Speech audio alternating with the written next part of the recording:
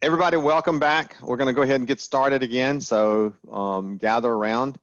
If you were lucky enough, you got to hear a little conversation between John and Dan about the product and release cycles and how we hear about people, which you're going to hear a little bit more from John in a couple of minutes. Paul now is going to kind of lead us through a little bit of a presentation by Jon Rivera. He's the product owner. He's been guiding this sometimes what it's called herding cats, where you've got everybody that's kind of giving us a bunch of different ideas, and he's got to herd them all together and put them into a concurrent message that he can give to Dan. And it's a hard job. I've done it, and it is not easy to get all of that information coalesced down into something that's deliverable as an idea, just to start the discussion on whether it's a good thing to add to the software. And John is doing a great job of doing that and creating the user stories that are needed in order to give to the developers to develop these products. So we're gonna have turn this over to Paul now, and he's gonna kind of lead us down to John's presentation. Yeah, so John's kind of role as product owner, in his role as product owner, he is pivotal in getting new features into Issuetrak, right? His job is to kind of guide the product, decide what's going to be in there and what's not and when, right? So along those lines, John, thank you for accepting our invitation and agreeing to talk today. I think our customers have already learned a lot. Our attendees have already learned a lot. But you kind of, what the idea here is that we're going to need a lot of feedback to really make the Issue Hub useful and valuable to our customers. This is going to be a partnership more than we've ever had. And along with that, we want to change the way we listen to our customers. We want to listen better, and we want to have a more direct method for getting that feedback to us, to you specifically. So tell us a little bit about the new feedback process. Let's get into it. Let's talk. Sure, why not? I also happen to be the director of marketing because I decided that being a product owner wasn't punishment enough. I needed two distinct roles in the company to add to that. But yes, so feedback is important to us, and we have experienced some bottlenecks with that process. It's actually, I think it's been a little bit, over a year now since our last user conference. I was pretty much a brand new product owner at that point in time, doing a talk about feedback and about user voice at that conference. And here we are a little more than a year later, making some additional changes and improvements to streamline things. And that's really what I'm here to talk about today. We sent out a marketing announcement about this not that long ago. Hopefully, most of you got a chance to see that and read that. But if you haven't, this could be news to you. We are moving away from user voice as a platform for collecting and storing feedback. Now, user voice, generally speaking, it's still a great piece of software. It's a great platform for organizations to utilize that kind of helps foster a sense of community through the feedback collection process. The visibility it provides, the ability to vote and communicate and comment, all that stuff is great. Our issues were not with user voice, the platform. It was our implementation and the way we had user voice organized within our company that kind of created some unnecessary bottlenecks, some unnecessary layers that we needed to remove. What we needed was a platform and a mechanism that we could integrate with the tools and resources that we already have. Tools and resources, in some cases, that may have even predated user voice, to utilize those better to, again, break down those barriers and also provide a level of transparency that we didn't have with user voice. Not everyone had access to user voice. It was very limited. So feedback that went into that platform was instantly siloed, and we don't want that. We want silos to be gone. That's been a big thing about some of the improvements we've made internally as an organization lately is removing barriers and removing impediments to process. So for us, leaving user voice as a platform was a big part of that process. Now, it's important for me to say, kind of right up front, to assuage any fears or concerns that anyone might have, we are not abandoning the feedback that was already provided into user voice.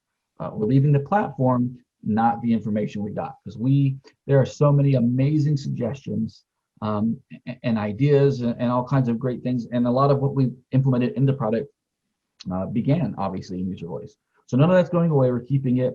That was vital to our decision-making process. Whatever direction we wanted to go, and we knew that information needed to be retained and be available to review at any time. So whenever Dan and myself, when the product team gets together and tries to decide, okay, what are we going to improve on next in the product, that feedback is still there to consult, to get ideas from, and it'll still be a huge part of the process.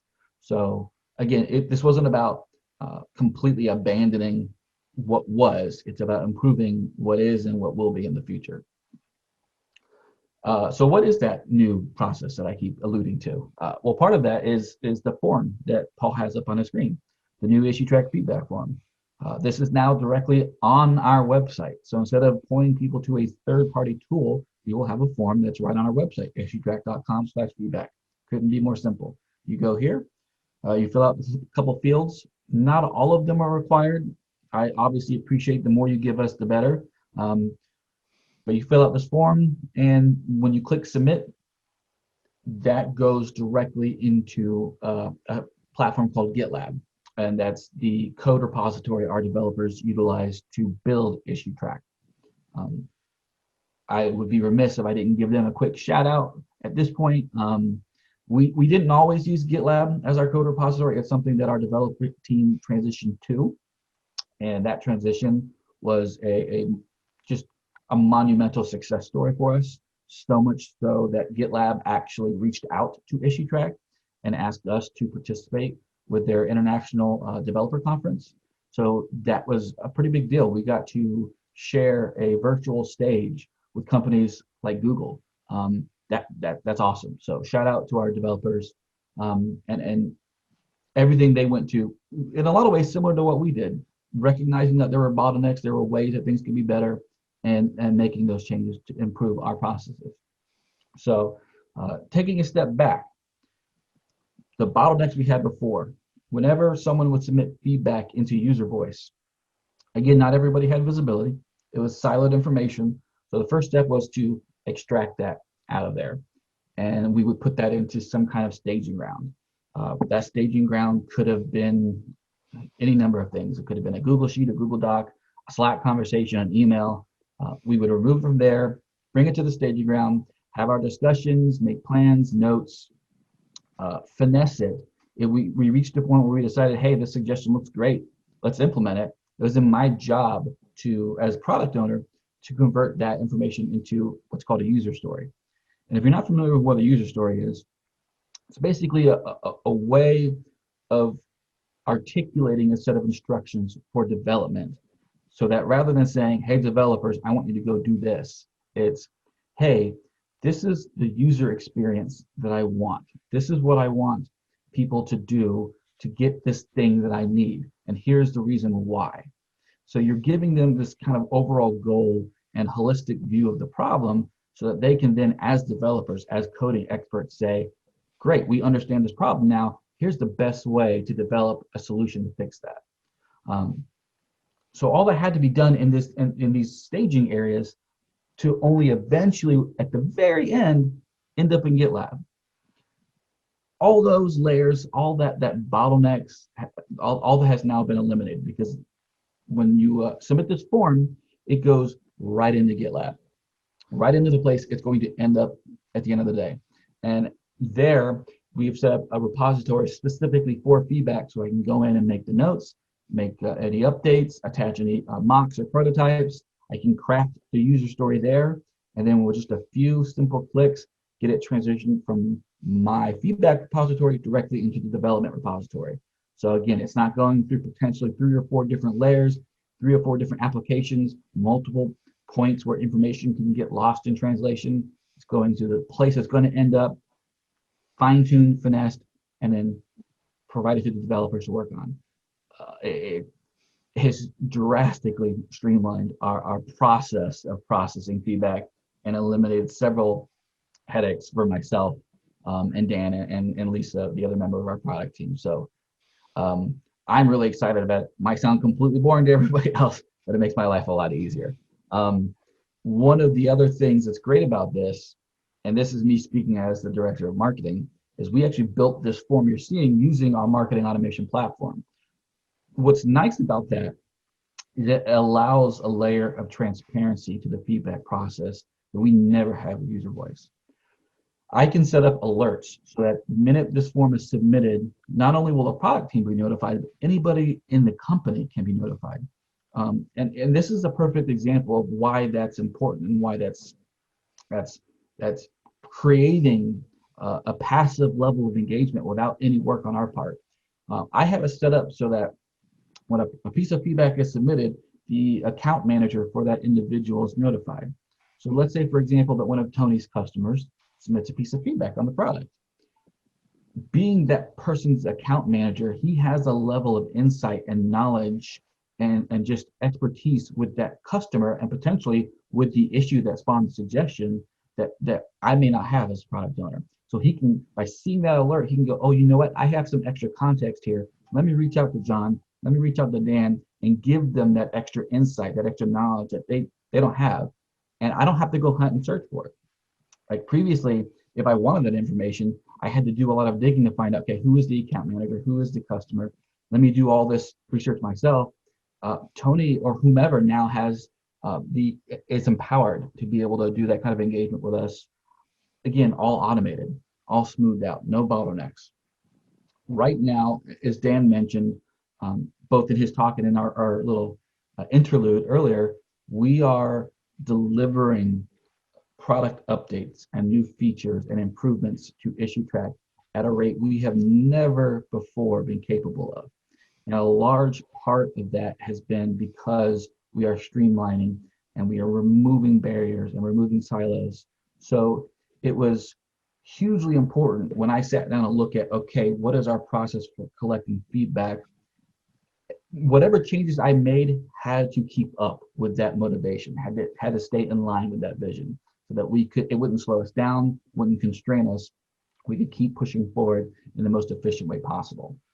That is a nice little segue into some more kind of experimental things we're doing with feedback. Paul, if you actually go over to the What's New page, we can look at this live. If you scroll down to the very bottom, this is something we're trying for the first time. There you go. We want your feedback. So, we have the feedback site, and historically in the past we've had user voice. We wanted a way to collect feedback that was targeted, that was specific, that had a direct pathway for the type of information we need. We've done that kind of before, but what's more unique about this is that A, it's on our website, and B, we're asking for feedback while we're still in the middle of developing the thing we're asking feedback on. We're still actively in this context of the Issue Hub.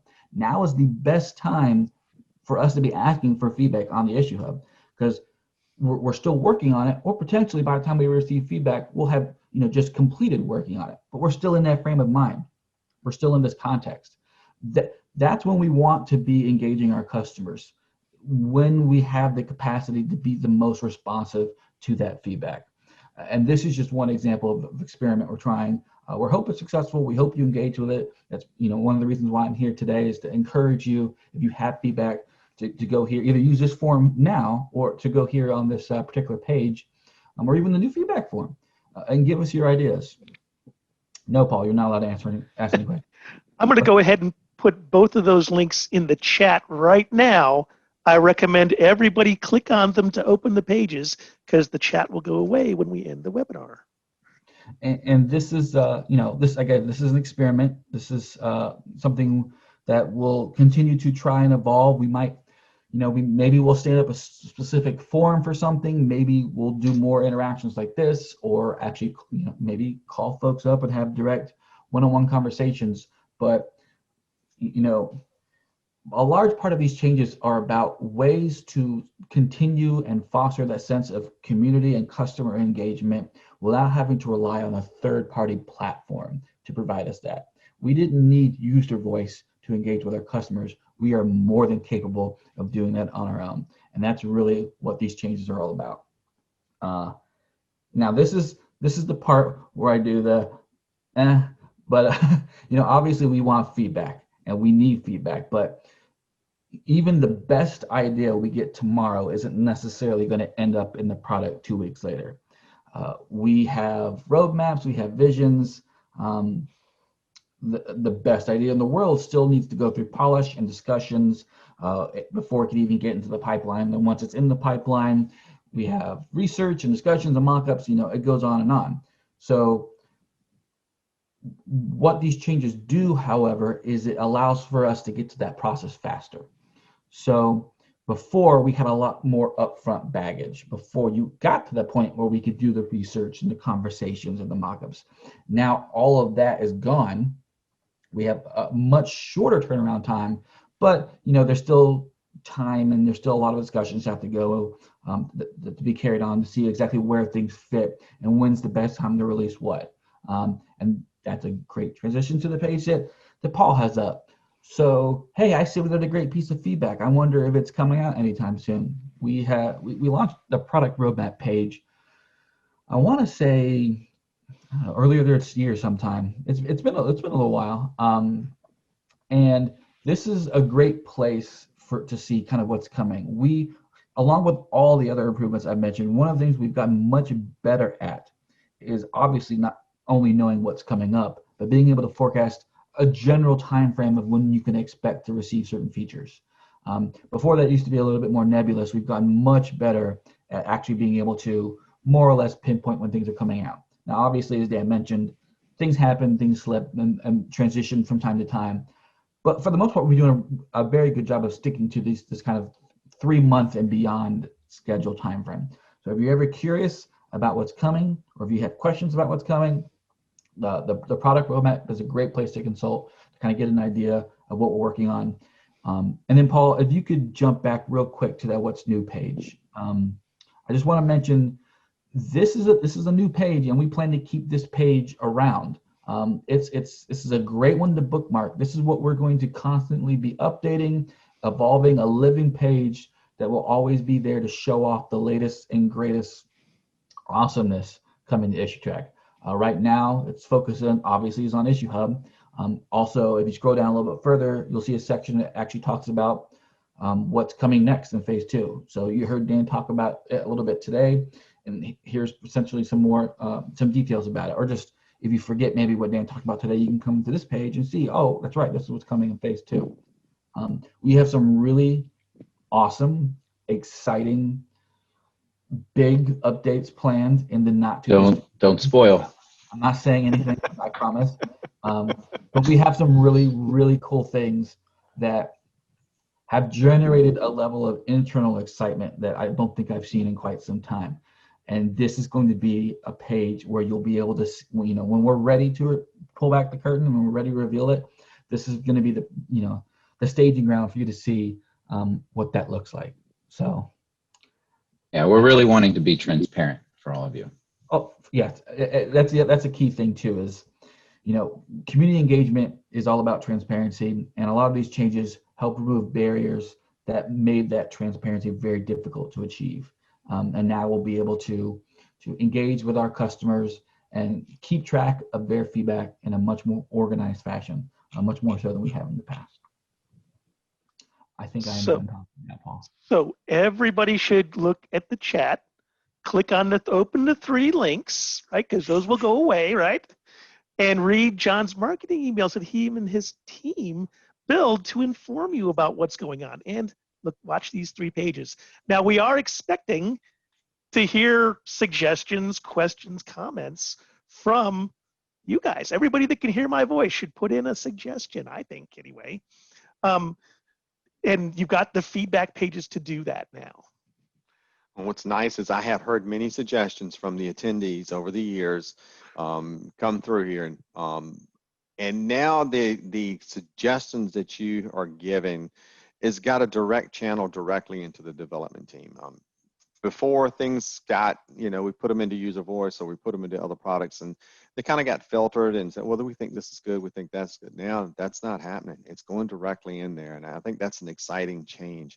I'm going to give you a little anecdote to kind of wrap this thing up, but I used to sit on the change review board back many years ago, and it was about 8 or 9 different employees sitting around a conference table, and many times we were arguing about the placement of a word in a message for hours on end.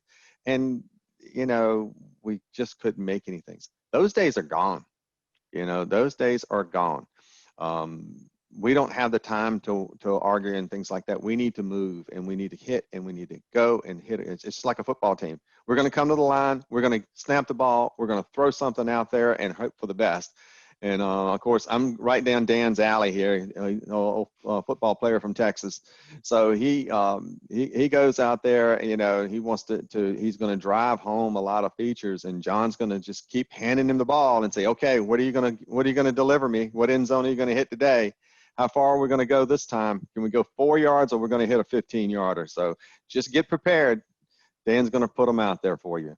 So we're going to kind of wrap this up today. We're running right about 2 o'clock. We want to try to keep this reasonable on the time again today, but we want to know, is there any other questions that you have?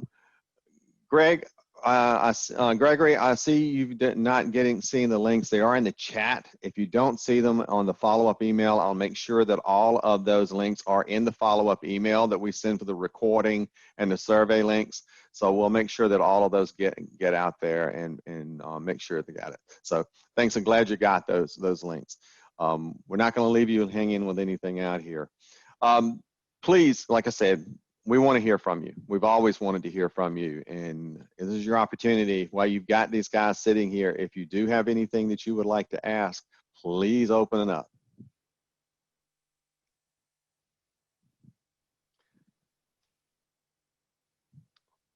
And I guess it's a big, quiet session. I've never heard people so quiet and had this opportunity. In that case, I guess what we'll do is we'll wrap up this webinar today. Again, if you have anything that you would like to ask us or need to follow up on, please email us directly. You can always send something to info@issuetrak.com. They'll be happy to route it back out, and we'll take care of it. John in Infinite Wisdom will probably get them anyway, and he'll route them to whoever needs to respond. But we thank you a lot for attending today. We hope you got some valuable information, and I hope you'll continue to go out and attend these webinars as we produce them over the next few months. We're going to continue this on as an ongoing direction for the professional services team. We're going to go ahead and provide you with more information. So keep looking for that second Thursday of every month, and hopefully you'll see my smiling face. And we will talk to y'all soon. Bye now.